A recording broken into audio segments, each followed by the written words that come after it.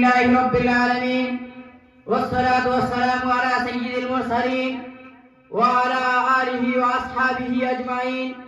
إنما العلماء ورثة الأنبياء أو كما قال عليه الصلاة والسلام.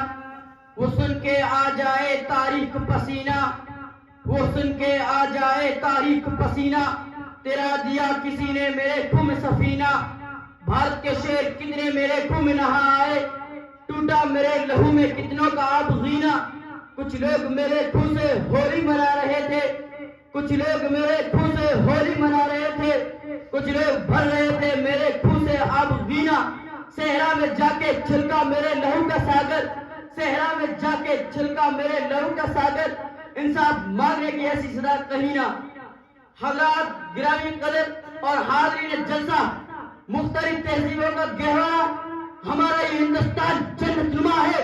اس کے گود میں گنگا جمنا کی روانی ہے، لال قلعہ اور جامع مسجد کی مضبوطی اور پاکیزگی ہے، تاج محل کی خوبصورتی ہے، اونچے اونچے پہاڑ ہے، مختلف مذہب ملت اور دین و دھرم کو ماننے والے ہیں. کوئی ایک خدا پرمیشور کی عبادت کرتا ہے تو کوئی سیب دیوی دیوتا کے آگے اپنا سر جھکاتا ہے، کوئی پتھروں کو پوجتا ہے تو کوئی درختوں کے آگے اپنا سر تسلیم خم کرتا ہے.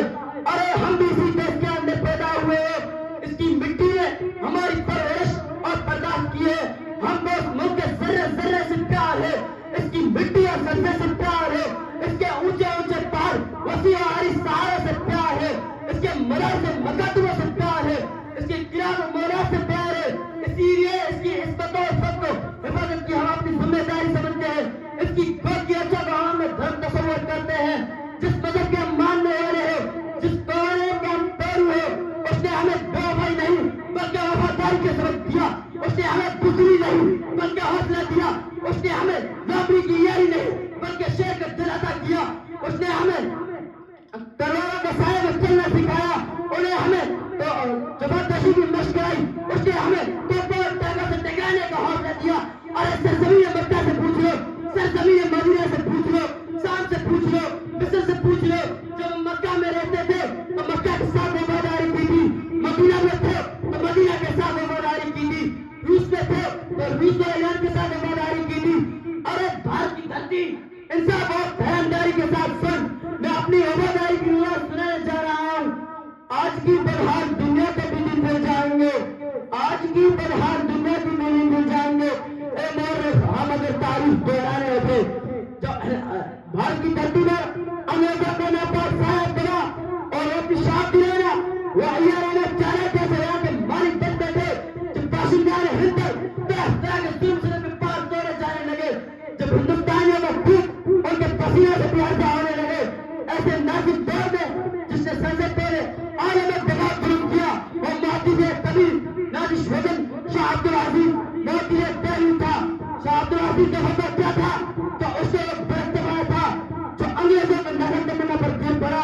انگریزوں کی نیند حرام ہو گئی، جگہ جگہ آزادی کے شعلے بھڑکنے لگے، جگہ جگہ آزادی کے تسلے رہنے لگے، سینے میں ہوئے نچنے لگے، حوصلے نے انگریزیں لینی شروع کر دی. کھلانا سمجھ کر نہ برباد کرنا، کھلانا سمجھ کر نہ برباد کرنا، ہم بھی کسی کے بنائے ہوئے ہیں. فرنگی کے فوجوں میں حرمت کے فتوے، فرنگی کے فوجوں میں حرمت کے فتوے سردار چل کر بھی گائے ہوئے ہیں. وہ شہر آزادی کے بوجھے کے سجا تو پھر اس کے پکنے ہوئے کے آئے ہیں. جنہیں ہے شوق کے پھیلے وطن کی عصمت سے، جنہیں ہے شوق کے پھیلے وطن کی عصمت سے، انہیں کا دعا ہے کہ ہندوستان ہماری ہے. ارے بھارت کی دھرتی، انصاف اور دھیانداری کے ساتھ بتاؤ کہ تمہاری وفاداری ہم نے کی ہے، تمہاری عصمت اور وقت کی ہم نے کی ہے، تمہاری عزت ناموں کی خاطر خون ہم نے بہایا ہے، تمہاری من چاہی خواہش ہم نے عطا کی ہے. اسلام کے پجاری اور ان کے پتر ہم ہی کے دھمکی دے رہے ہیں کہ مسلمانوں ہندوستان چھوڑو اور پاکستان جاؤ، کہ ہندوستان کو اپنی باپ کی چاکی سمجھتے ہیں. جنہیں ہے شوق کے پھیلے وطن کی عصمت سے، انہیں کے دعا کہ ہندوستان ہمارا ہے. ایسا لگتا ہے کہ ہم کو بھول گئے، ہماری قربانیوں کو بھول گئے. چمنیں دیکھتے ہیں آپ جنت کس کی ہے، چمنیں دیکھتے ہیں آپ جنت کس کی ہے، ایک طرف پھول اور کھاد. ماشاءاللہ بہت خوب. اب میں بزم نعت و نظم